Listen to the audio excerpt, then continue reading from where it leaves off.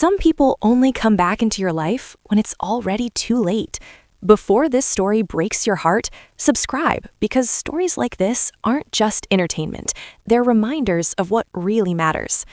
March 17th, 2024, St. Luke's Medical Center, Chicago. I was there for a promotion celebration. My younger sister had just become head nurse. Flowers in one hand, coffee in the other. Confidence wrapped around me like armor. I stepped out of the elevator on the 6th floor. Cardiology. I wasn't paying attention until my eyes landed on the patient directory board. Room 617. Ethan Cole. My breath left my body. I hadn't seen that name in 12 years, not since I was 22, standing in the rain outside a subway station, telling the one man who truly loved me that I needed more from life, that I didn't want something safe, that I wanted passion. Ethan had smiled that day, calm, gentle, and said words that haunted me ever since. "If you ever need me, Claire, I'll still be here." I never called. I married ambition instead, a man with money, a man with status, a man who left when I stopped being convenient. Divorced at 33, no kids, no real friends, just silence that followed me everywhere. And now, Ethan Cole, room 617. My feet moved before my mind could stop them. The hallway smelled like disinfectant and regret. Families whispered, machines beeped, time slowed. Outside room 617, I stopped. I had no right to be there. I was the one who left, the one who chose someone else, the one who never looked back. But then I heard coughing, weak, controlled, familiar. I knocked. "Yeah?" a voice said, still calm, still gentle. I opened the door. Ethan lay in the bed, thinner than I remembered, wires on his chest, oxygen tube beneath his nose. But when his eyes met mine, recognition hit instantly. "Claire?" he whispered. I dropped the flowers, and for the first time in 12 years, I realized some doors don't reopen. They wait until one of you is running out of time. The one who stayed too long away. Ethan stared at me like I was a memory that had learned how to breathe. "Hi," I said stupidly. 12 years, that was all I had. He smiled, small, tired, but real. "Well," he said, "this is unexpected." I stepped inside, closing the door behind me like it might trap the moment before it escaped. "What are you doing here?" he asked gently. My voice failed. "I saw your name." He nodded. "That makes sense." The room felt bare. No photos, no visitors' chairs pulled close, just a man waiting quietly. "What happened?" I asked. "Heart failure," he said. "Congenital condition. It finally caught up." My chest tightened. "How long?" He looked at the ceiling. "Weeks, maybe a month." The word weeks landed like a sentence. "You look," he paused, searching my face, "different." I laughed softly. "That's one word for it." We talked carefully at first, surface-level things. My job in corporate consulting, his work as a high school history teacher. "You always loved explaining things," I said. Someone had to remind kids the past matters. That sentence felt aimed directly at me. I asked about his life. He shrugged. "Engaged once. Didn't work out. She said I lived too much in the present." I swallowed. He never asked about my marriage. Didn't need to. Silence settled. Not awkward, just heavy. "Why did you really come, Claire?" he asked finally. The truth pressed against my throat. "Because I never stopped thinking about you," I said. "And because I realized I left the only person who ever loved me without conditions." His eyes softened. "I waited," he said quietly. "Not forever, but longer than I should have." "I'm sorry," I whispered. He shook his head. "You don't get to apologize now and pretend it fixes things." "Fair. But," he added, "you can sit." I pulled the chair closer, and just like that, I stayed. Borrowed time. I came back the next day, and the day after that. I told myself it was guilt, but it wasn't. It was him. Ethan never complained. Not about the pain, not about the nights when sleep wouldn't come. He joked with nurses, asked about my life like it still mattered. One evening I asked, "Are you scared?" He considered it. "I'm not scared of dying. I'm scared of disappearing without being remembered." That broke something in me. I started bringing things, books, soup from his favorite deli, an old playlist we used to share. One night he said, I used to imagine this. What? You coming back, telling me you made a mistake. I looked away. I did. He nodded. I know, but timing matters. We talked about the life we never lived, the apartment near the river, the dog he wanted, the kids I wasn't ready for back then.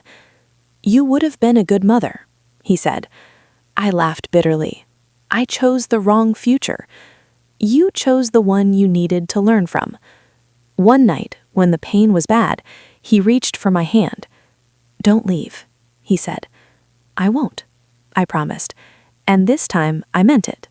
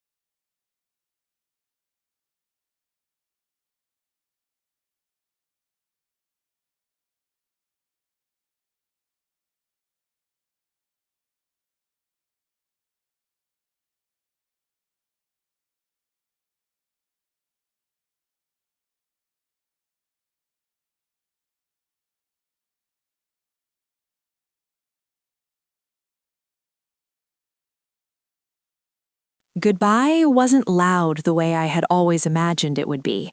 There was no sudden rush of doctors, no desperate shouting, no dramatic last words that belonged in a movie.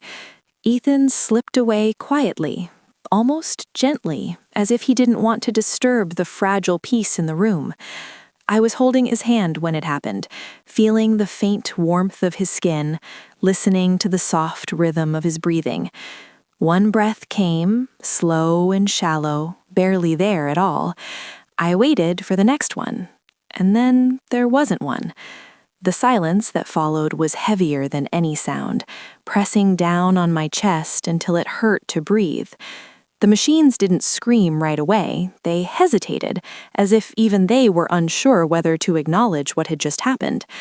I sat frozen, staring at his face, half expecting his eyes to open, for him to make one of his small, apologetic jokes, to tell me he was still here. But he wasn't. His hand remained in mine, slowly losing its warmth, and that was when reality finally settled in. I didn't cry at first. I just stayed. I stayed when the nurse came in and spoke softly.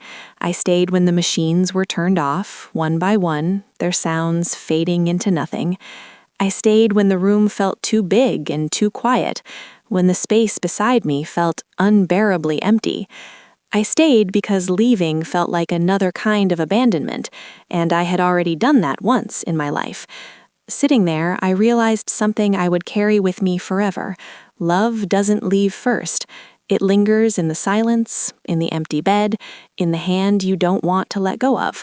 Love stays long after the breath is gone, filling the space where a person used to be, refusing to disappear just because the world has moved on. I visit his grave every month, no matter the weather, no matter how busy life tries to become. Sometimes I bring fresh flowers, sometimes just myself, standing there in silence, talking to him the way I never did when he was alive.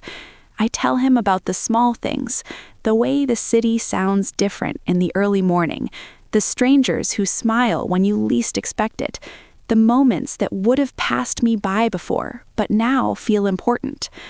Not long after he died, I left corporate life, walking away from the polished offices, the endless meetings, and the constant chase for something that never felt like enough. I realized success had taught me how to climb, but not how to stay. I started volunteering at hospitals instead, sitting with patients who have no one else, holding hands, listening to stories that don't need fixing. I see Ethan and so many of them, in their fear, in their quiet hope, in the way they just want to be seen before time runs out. Every day, I choose presence over perfection, connection over control.